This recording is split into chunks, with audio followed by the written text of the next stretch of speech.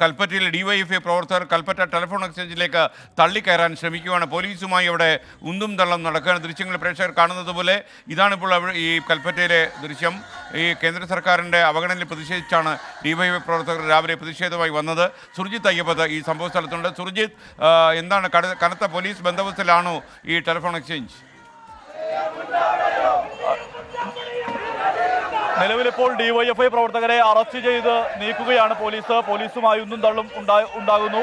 അതാണ് നമുക്കിവിടെ കാണാൻ കഴിയുന്നത്. ഇവിടെ ധർണ എന്നുള്ള നിലയിൽ ആയിരുന്നു പ്രതിഷേധം നടന്നിരുന്നത്. അതായത് ഈ ടെലിഫോൺ എക്സ്ചേഞ്ച് വളയുന്ന വിധത്തിലായിരുന്നു സമരം ഉണ്ടായിരുന്നത്, ഡിവൈഎഫ്ഐയുടെ സമരം. അതിൽ പ്രധാനമായും അവർ ഉന്നയിക്കുന്ന ആക്ഷേപം എന്ന് പറഞ്ഞാൽ കേന്ദ്ര സർക്കാർ അവഗണിക്കുന്നു എന്നുള്ളതാണ് പ്രധാനമായി ഉന്നയിക്കുന്ന ആക്ഷേപം. അതിന്റെ ഉദ്ഘാടന പ്രസംഗം ഡിവൈഎഫ്ഐയുടെ ജില്ലാ സെക്രട്ടറി കെ റഫീഖാണ് നിർവഹിച്ചത്. അതിനുശേഷമാണ് പ്രവർത്തകരെ എക്സ്ചേഞ്ചിനകത്തേക്ക് തള്ളിക്കയറാൻ വേണ്ടി തീരുമാനിച്ചത്.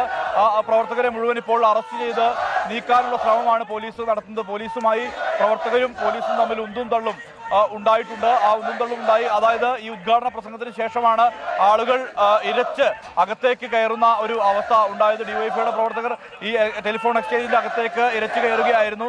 ഒരു ജീവനക്കാരനെ പോലും അകത്തേക്ക് കയറ്റാൻ വേണ്ടി ഡിവൈഎഫ്ഐ പ്രവർത്തകർ അനുവദിച്ചിരുന്നില്ല. പോലീസ് മറുഭാഗത്ത് ക്യാമ്പ് ചെയ്ത് നിൽക്കുന്നുണ്ടായിരുന്നു. ഇതിനിടയിലാണ് പ്രവർത്തകർ അകത്തേക്ക് തള്ളിക്കയറിയ പ്രവർത്തകരെ പോലീസ് ഇടപെട്ട് നിയന്ത്രിച്ച് ഇപ്പോൾ അറസ്റ്റ് ചെയ്ത് നീക്കാനുള്ള ശ്രമമാണ് നടക്കുന്നത്. ഡിവൈഎഫ്ഐയുടെ ജില്ലാ സെക്രട്ടറി കെ റഫീഖും ജില്ലാ പ്രസിഡന്റ് ഫ്രാൻസിസും ഉൾപ്പെടെയുള്ള നേതാക്കൾ ഇവിടെയുണ്ട്.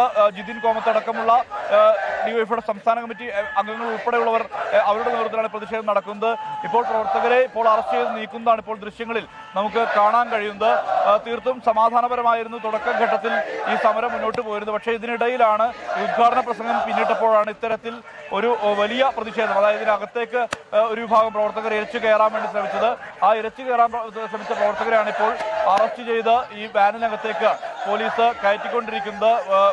ഈ കേന്ദ്ര സർക്കാർ അവഗണിക്കുന്നു, അതായത് അടിയന്തര ധനസഹായം അടക്കമുള്ള കാര്യങ്ങളിൽ തീരുമാനം ഉണ്ടാകുന്നില്ല എന്നുള്ള ആക്ഷേപമാണ് ഡിവൈഎഫ്ഐ പ്രവർത്തകർ ഉന്നയിക്കുന്നത്. ഇതിന്റെ അടിസ്ഥാനത്തിലാണ് ഇപ്പോൾ ഇങ്ങനെ ഒരു സമരം നടത്തിയത്. അടിയന്തര ധനസഹായം നൽകുന്നില്ല, അതോടൊപ്പം തന്നെ മറ്റു കാര്യങ്ങൾ ഈ പാക്കേജ് ഉൾപ്പെടെയുള്ള സംസ്ഥാനത്തിന്റെ ആവശ്യങ്ങൾ പരിഗണിക്കുന്നില്ല, പൂർണ്ണമായും സംസ്ഥാനത്തെ അവഗണിക്കുന്നു, വയനാടിനെ അവഗണിക്കുന്നു എന്നുള്ള ആക്ഷേപമാണ് ഡിവൈഎഫ്ഐ ഉന്നയിക്കുന്നത്. നേരത്തെ UDF-ഉം LDF-ഉം ഇവിടെ ഹർത്താൽ നടത്തിയിരുന്നു. ഏതാനും ദിവസങ്ങൾക്ക് മുമ്പാണ് ഹർത്താൽ നടത്തിയത്. അതിന് തുടർച്ചയായി വലിയ പ്രതിഷേധം, പ്രക്ഷോഭം ഇതെല്ലാം തന്നെ നടന്നിരുന്നതുമാണ്. അങ്ങനെ ആ പ്രക്ഷോഭത്തിന് തുടർച്ചയായാണ് ഇപ്പോൾ ഡിവൈഎഫ്ഐ ഇങ്ങനെ ഒരു സമരം നടത്തിയത്. ഇന്ന് CPIM-ന്റെ നേതൃത്വത്തിൽ സമാനമായ രീതിയിലുള്ള പ്രക്ഷോഭം നടക്കുന്നുണ്ട്. CPM-ന്റെ നേതൃത്വത്തിൽ ഇങ്ങനെ ഇന്ന് ഈ പോസ്റ്റ് ഓഫീസിന് മുന്നിലാണ് ഉപരോധ സമരം നടക്കുന്നത്. ആ ഉപരോധ സമരം CPM ഉന്നയിക്കുന്നത് ഇതേ ആവശ്യം തന്നെയാണ്. ഡിവൈഎഫ്ഐ ഇനി 2-ാം തീയതി, അടുത്ത മാസം 2-ാം തീയതി സമാനമായ രീതിയിലുള്ള പ്രതിഷേധം തന്നെ സംഘടിപ്പിക്കാൻ തീരുമാനിച്ചിട്ടുണ്ട്. മനുഷ്യച്ചങ്ങല മേപ്പാടിയിൽ തീർക്കാനാണ് ഡിവൈഎഫ്ഐ തീരുമാനിച്ചിട്ടുള്ളത്. UDF-ഉം സമാനമായ രീതിയിൽ തന്നെ പ്രതിഷേധവുമായി മുന്നോട്ട് പോവുകയാണ്.